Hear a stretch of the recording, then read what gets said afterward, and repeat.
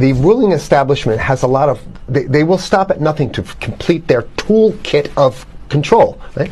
So one of the things that has been missing from the toolkit of total control has been quarantines and curfews, right? Mm-hmm. So now, welcome to the new world in America, where to get on a bus, to go through a subway station, if you think that the procedures at the TSA are onerous, right?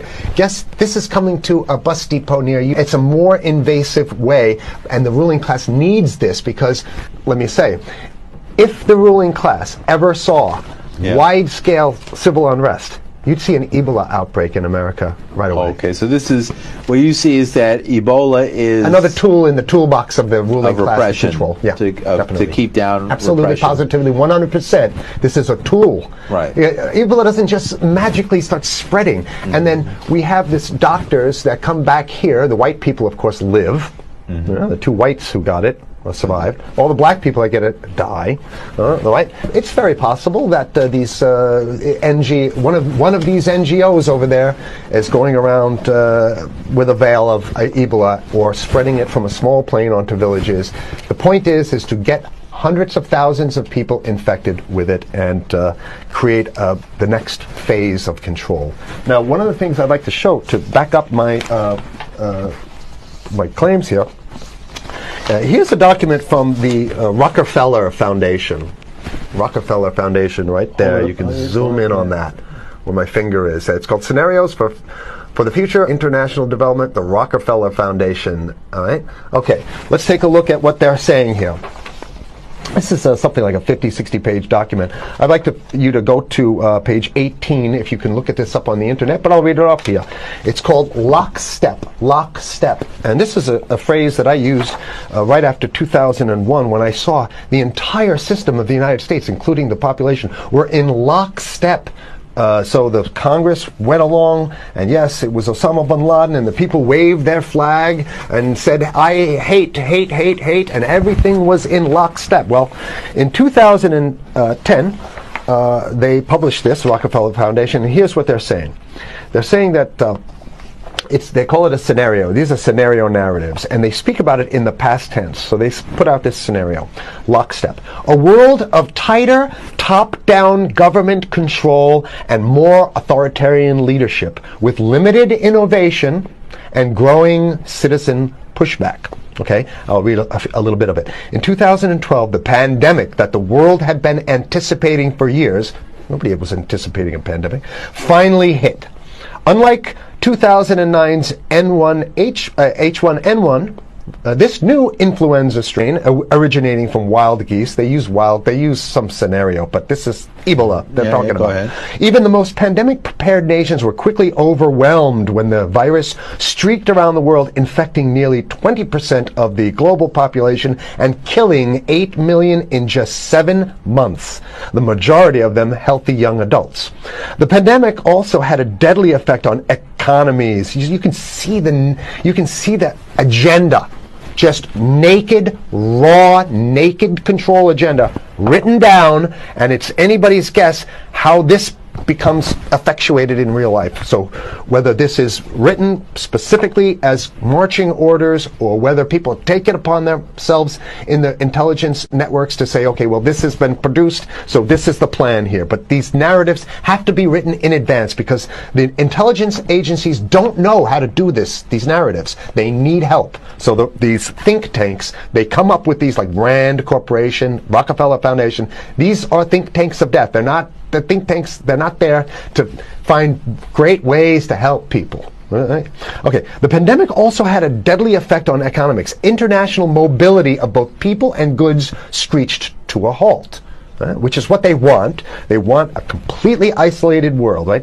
Debilitating industries like tourism and breaking global supply chains. Well, of course they want tourism stopped because they're not in the tourism business, and they want you at home in your house in front of the TV. Then they got you, because once you watch the TV, they own your soul. Even locally. Wait a second, we're on television. I mean commercial television, let's say. National. Even locally, normally bustling shops and offices sat empty for months. Okay, so I love how they talk about it in the past tense in 2010. Right? The pandemic blanketed the planet, though disproportionate numbers in Africa died. Southeast Asia and Central America, where the virus spread like wildfire. It sounds like the opening monologue of a disaster movie, right? Exactly. Now listen here's the good stuff now. But even in developed countries, containment was a challenge. Now here's this one. I love this one.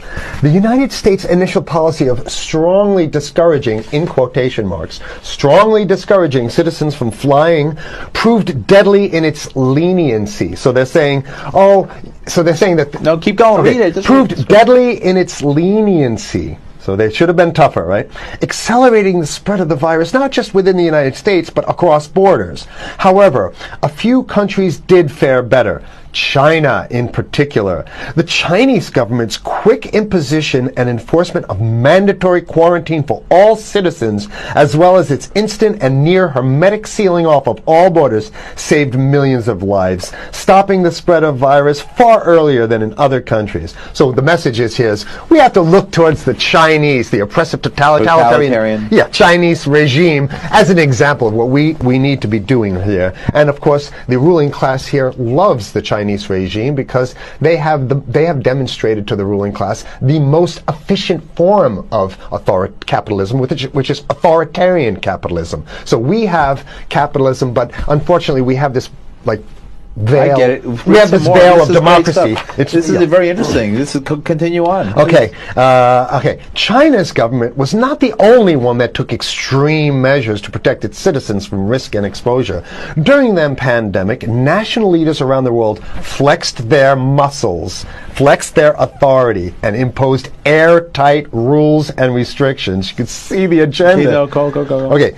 From the mandatory wearing of face masks to body temperature checks at the entries to communal spaces like that's what's happening right now. Yeah, but soon it's going to be like body. It'll be at the subway. Yeah, is that what you're saying? We'll be going through this in the subway to get on the buses and the subway, absolutely, things positively. like that. And what this means though is don't think about having a cigarette, a joint on you, or I mean, basically you can't.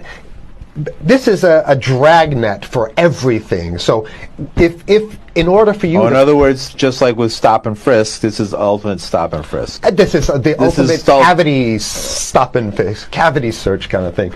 All right, so during the pandemic, national leaders around the world flex their authority. Now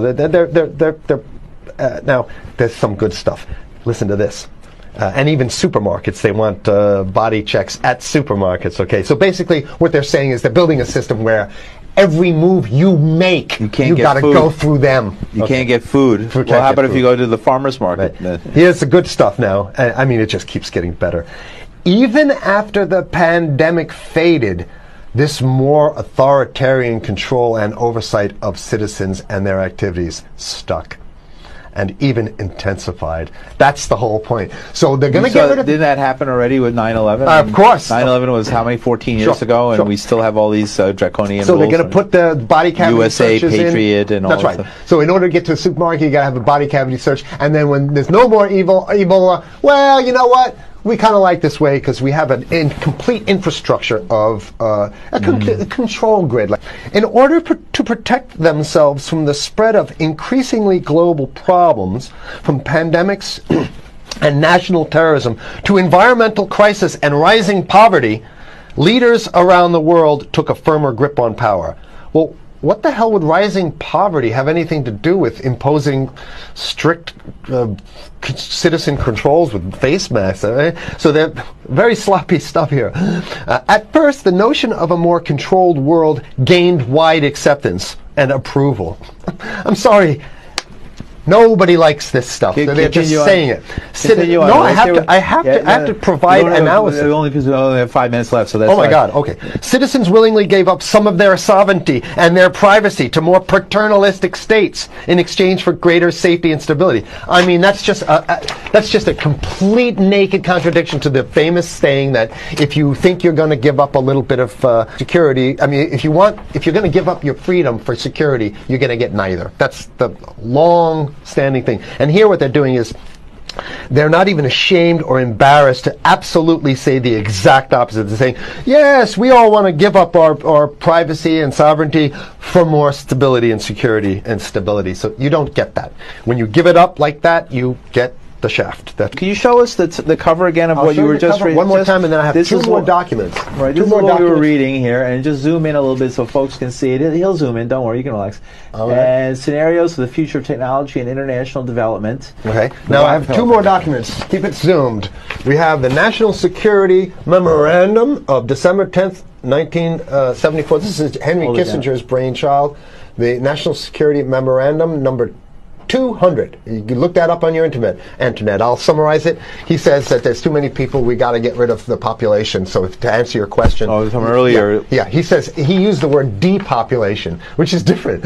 Depopulation means killing people that already exist, and it's to get the minerals, because we need the minerals. And here's another one.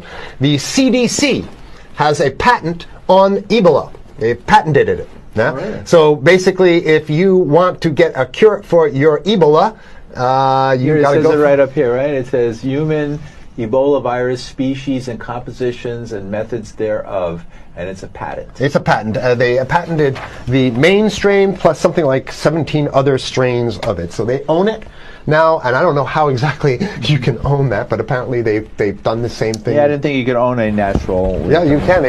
I guess the main thing to finish off this show is this: that they want to get more control, more and it's going to be curfews and quarantines. So what I'm saying is that unless the American people start to get some new way to revolt, a new way to organize, new way to protest, unless we can break through the apathy, because that's what we have here, then it's going to be a slave state here. The ruling class doesn't seem to have too much resistance. They're getting everything on their Christmas shopping list, and they've been wanting quarantines and curfews for a long time. Now they got it. And if you want to live in a world where you're tricked into all this stuff because it's for your safety, right? And if you want to have a probe and make sure you got to check your pockets, make sure you don't have anything incriminating on you before you go out, and when you step out of your house, you want some police there to monitor and see what you're doing. If that's the world you want to live in, be apathetic, don't do anything. You're going to get that world very soon. It's coming your way, definitely. Mm-hmm. Yeah. So what should people do? What's the hope? You have 30 seconds. To wake up, learn about it, and go fight these bastards in Washington. They're easy to beat. If we can just organize, we can beat them. It's simple. They're weak, and there's so few of them.